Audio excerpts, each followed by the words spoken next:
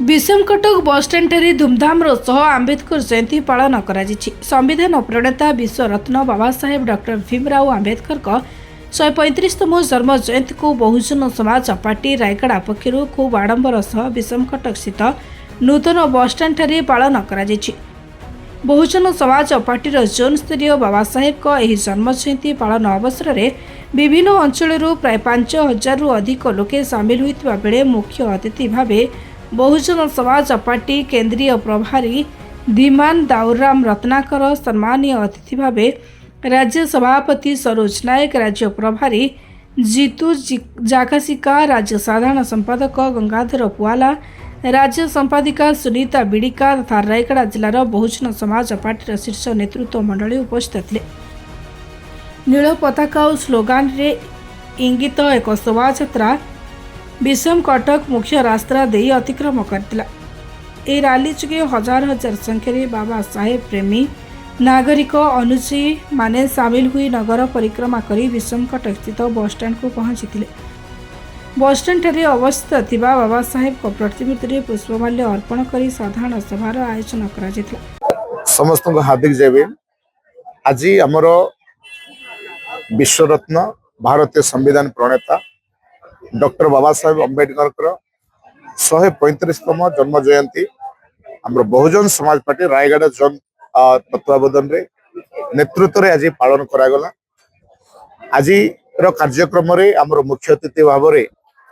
आमर जी कि केंद्रीय प्रभारी दाऊराम सर एवं आमर सम्मानित अतिथि भाव में आमर राज्य सभापति श्री सरोज कुमार नायक जी एवं आमर स्टेट जनरल सेक्रेटरी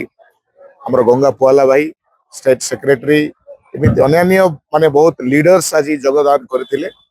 आज आमे एही दिवस को पालन करिवार कारण होछि आपण माने जानिछंती बहुजन समाज पार्टी आ बाबा साहेब अम्बेडकर विचार रे अनुप्राणित आ संविधान भी तांकर विचार रे अनुप्राणित आ संविधान को सुरक्षा पाई आज देश रे जो बाबा साहेब को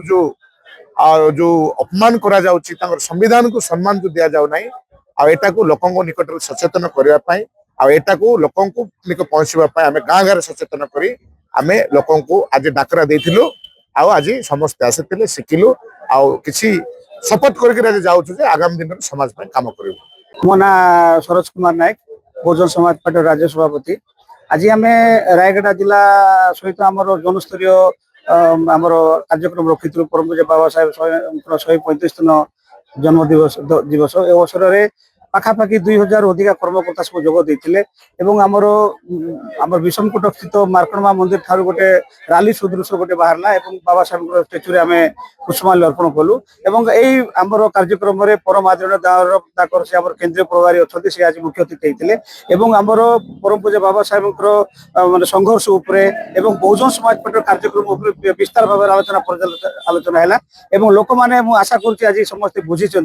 आसत दिन परम पूज्य बाबा साहेब स्वतंत्र सरकार गठन करने समस्त अंटा भिड़ी समस्त क्रांतिकारी जयंती भीम मनाउछि गंगाधर पुआला बहुजन समाज पार्टी राज्य साधारण संपादक। आज 14 एप्रिल डॉक्टर बाबा साहेब 135तम जन्म जयंती बहुजन समाज पार्टी तरफ विषमकट ठारे जिला स्तरीय जन्म दिवस आम पालन करुचु। आज सारा देश जय भीम नारा रे कंपुची समस्ते आनंद उल्लास रे अछंती कि मुक्तिर एससी एसटी ओबीसी अन्य माइनॉरिटी संघर मुक्तिर दाता आज आम धरापृष्ठ जन्म ग्रहण कर आज अति आनंद उल्लास रे आम पालन कर समस्त निश्चिंत भाव में साधुवाद और समस्त को मोर हार्दिक जय भीम जनइबी आज दिन में कति आडंबर उल्लास रे पालन कर। आज बाबा साहेब अम्बेडकर जी के इस जन्म जयंती के अवसर पर रायगढ़ जोन में हजारों की संख्या में लोग बाग इकट्ठे हुए और बहुत ही उत्साह के साथ गाजा बाजा के साथ नाचते कूदते मतलब एक रैली के रूप में एक जश्न मनाते हुए इस पंडाल में लोग इकट्ठे हुए और आज का कार्यक्रम बहुत ही सफल कार्यक्रम रहा है। मैंने कहा ना हजारों की संख्या में, तो आप कह सकते हैं कि 2-2.5 हजार लोग इसमें पार्टिसिपेट किए हैं। रायगढ़ मालेश कौशल रिपोर्ट निरपेक्ष।